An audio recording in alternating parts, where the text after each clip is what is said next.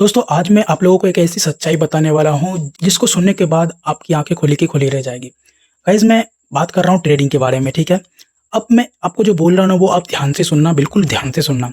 देखो, सेबी का रिपोर्ट आता है कि सेबी बोलता है कि 95% ट्रेडर लॉस करता है अपना कैपिटल एंड पैसा, जो भी उनका हार्ड मनी है, वो लॉस करता है 95% रिटेल ट्रेडर। उसके बाद कुछ ही दिन बाद सेबी क्या करता है कि जो पहले का लॉट साइज़िंग था, जैसे कि बैंक निफ्टी का 25 का लॉट साइज़िंग था एंड निफ्टी का 50 का लॉट साइज़िंग था, उसको कम कर दिया जाता है। बैंक निफ्टी को 15 कर दिया जाता है, निफ्टी को 25 कर दिया जाता है।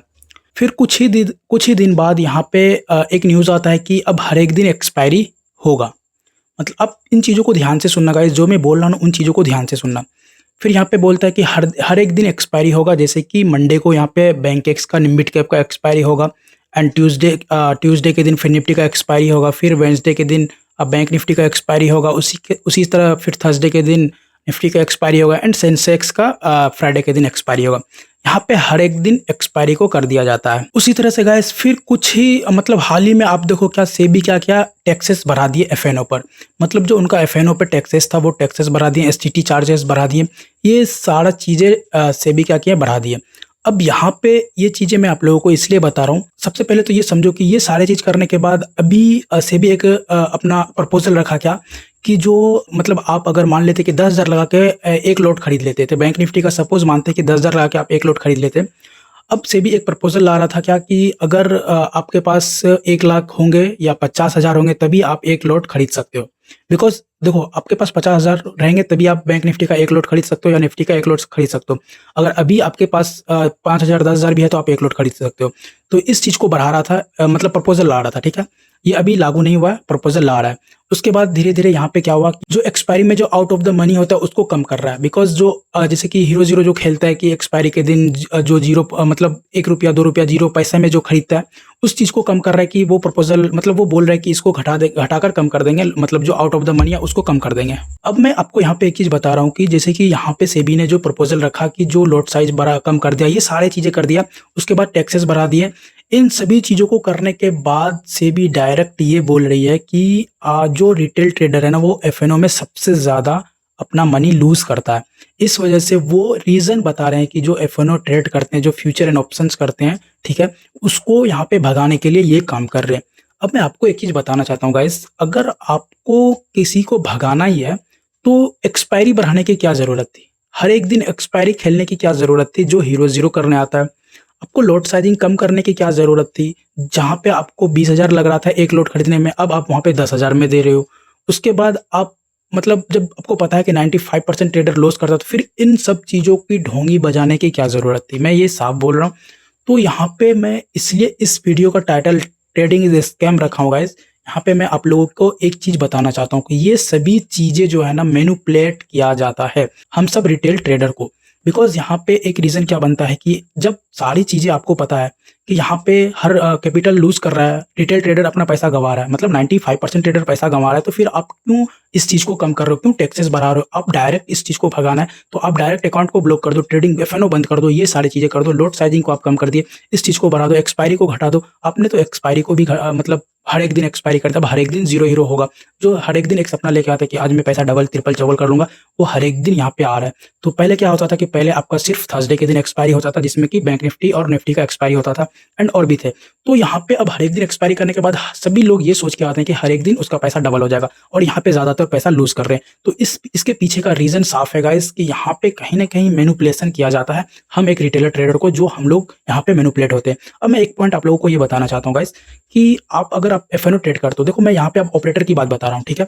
यहाँ पे अब देखो, एक तो जो गवर्नमेंट हम लोगों को ले रही है ये अलग चीज़ है, ठीक है? मैं डायरेक्ट नहीं बोल रहा हूँ किसी को कि गवर्नमेंट ले रही है, लेकिन ये चीज़ों से आप सोच सकते हो, समझ सकते हो, अपना गेस कर सकते हो कि नहीं किस तरह से गवर्नमेंट हमारे साथ खेल रहे हैं। उसके बाद मैं बताता हूँ कि जो हम लोग ट्रेडिंग करते हैं, सपोज़ मान लेते हैं कि एक बिगिनर ट्रेडर ज़्यादातर किस चीज़ पे ध्यान देता है।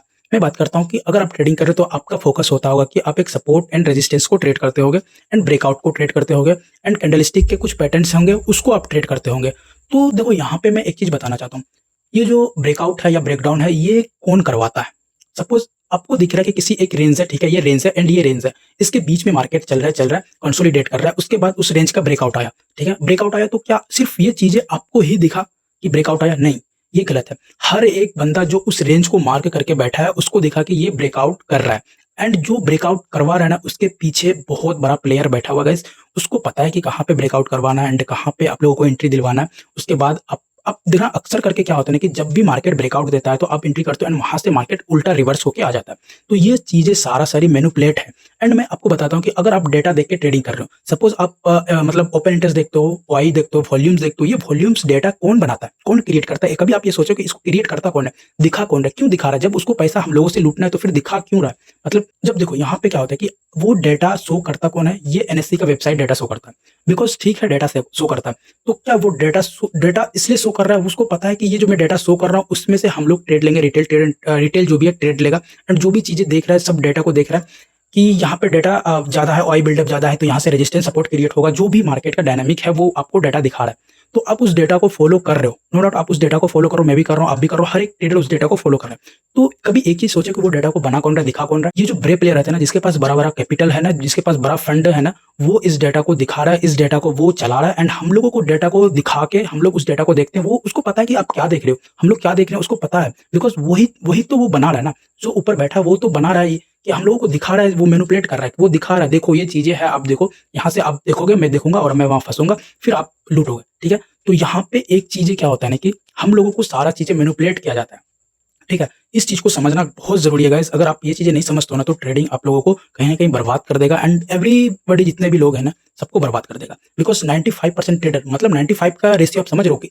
100 बंदा में से सिर्फ 5% 5 लोग ही मतलब पैसा बना रहे हैं, एंड 95% 95 लोग पैसा गवा के वापस जा रहे हैं। सो तो इन चीजों से आपको क्या देखने को मिला, क्या सीखने को मिला कि जो चीजें हम लोगों को दिखा रहा है ना सब चीजें मैनिपुलेट है। सो यहाँ पे अब आपका एक क्वेश्चन होगा कि क्या जब ये सारी चीजें मैनिपुलेट है तो फिर हम ट्रेडिंग क्यों कर रहे हैं, ठीक है?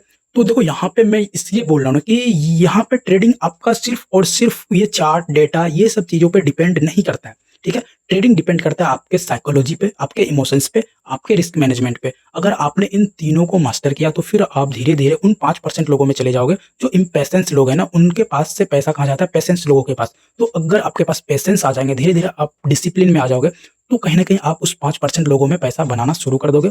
और बनाने का रीजन सिर्फ एक ही होगा गाइस कि आपको ऑपरेटर माइंड से सोचना पड़ेगा। अगर आप ऑपरेटर माइंड से नहीं सोचते हो तो कहीं ना कहीं आप फिर उस ट्रैप में फंस रहे हो, जिस ट्रैप में हम लोगों को फंसाया जा रहा है, जिस लूप में हम लोगों को डाला जा रहा है, उस लूप में हम लोग फंस रहे हैं, ठीक है? तो हम लोगों को सोचना कब है ना, अब अक्सर देखना कि मार्केट जहां पे दिखाया जाता है नीचे जा रहा है एंड वहीं से मार्केट रिवर्स होकर ऊपर जाता है। क्यों जाता है ना, ये करवाया जाता है, जाता नहीं, ये करवाया जाता है। तो हम लोगों को हमेशा ऑपरेटर का माइंडसेट से सोचना है, जो बड़े प्लेयर क्या करना चाह रहे हैं एंड क्यों करना चाह रहे हैं, इसके पीछे का रीजन जानना एंड उसके साथ हम लोगों को चलना, ठीक है? हम लोग उससे नहीं लड़ सकते जिसके पास करोड़ों अरबों रुपए रखा हुआ है, उसके पास उससे हम लोग नहीं लड़ सकते, बिकॉज हम लोगों के पास उतना पैसा है नहीं, सीधी सी बात है। सो तो ये चीजें आपको ध्यान में रखना पड़ेगा कि अगर आपको ट्रेडिंग करना है ना, जेन्युइन तरीके से ट्रेडिंग करना है, तो इन सारी चीजों को ध्यान में रखना पड़ेगा कि हम लोग कितने दुविधा में, किस तरह से हम लोगों को लुभाया जाता है, किस तरह से हम लोगों को फंसाया जाता है, एंड करोड़ों अरबों रुपए हर दिन, अरबों खरबों रुपए हर दिन एफएनओ ट्रेडर में लूज करता है रिटेल, ठीक है? रिटेल जो ट्रेडर है वो एफएनओ में लूज करता है, बिकॉज यहाँ पे एक रीजन बनता है कि सभी लोग इम्पेशेंस रहते हैं, उसको रातों रात करोड़पति बनना। अब यहाँ पे एक चीज सोचो कि अगर आपका 10,000 लगा के 500 रुपए बन रहे तो क्या गलत है? बताओ आप गलत है? अगर कहीं पे आप मजदूरी करने जाते हो, किसी का काम करने जाते हो या कहीं जॉब कर रहे हो तो आपको 500 1000 रुपए पर डे दे रहा है। अगर आपका 30,000 रुपए सैलरी तो आपको 1000 रुपए पर डे दे रहा है। अगर आपका 20,000 रुपए सैलरी है तो कहीं ना कहीं आपको 600-700 रुपए पर डे दे रहा है। तो यहाँ पे एक चीज समझो कि अगर आपको कहीं पे 500 रुपए 10,000 लगा कर 500 रुपए बना रहे तो कम नहीं है मेरे भाई, ठीक है? तो ये चीजों को समझना शुरू कर दो आज से ही, ठीक है? एंड अगर आप यहाँ पे डबल करने के चक्कर में आए तो फिर तो आप इस लूप में फंसोगे जिस तरह से हम लोगों को फंसाया जाता है एंड सभी को लूटा जाता है। सो तो ये पॉइंट आपको हमेशा याद रखना पड़ेगा कि जो सेबी ने ये सब रूल लगाया है ना, उसके बाद फिर हम लोगों को बदनाम कर रहा है कि यहाँ पे रिटेल ट्रेडर पैसा गवा रहा है। तो आप लोगों को एक चीज समझ में आ गया होगा कि यहाँ पे किस तरह से ये लूप चलता है, ठीक है? ये मैनिपुलेट चलता है, मैनिपुलेशन चलता है। तो गाइस मैं और भी ज्यादा बड़ा वीडियो नहीं बनाना चाहता, काफी लंबा वीडियो हो चुका है। सो ये सेकंड पार्ट है, ठीक है? ट्रेडिंग स्कैम का ये सेकंड पार्ट है। इस वीडियो में अगर आप लोग बहुत अच्छा प्यार देते हो एंड बहुत अच्छे कमेंट करते हो आप लोग एंड लाइक करते हो तो मैं उम्मीद दिलाता हूँ कि मैं आप लोगों को कुछ और भी नॉलेज, कहीं ना कहीं कुछ चीजें हैं जो मैं आपको और बताऊंगा, ठीक है? तो अगर इस वीडियो में आप लोग बहुत ज्यादा प्यार देते हो तो मैं नेक्स्ट वीडियो लेकर फिर से आप लोगों के साथ हाजिर हूँ। सो इस वीडियो में प्यार देने के लिए आप लोगों का बहुत बहुत धन्यवाद, शुक्रिया। मिलते हैं फिर से नेक्स्ट वीडियो में गाइस, तब तक के लिए जय हिंद, जय भारत।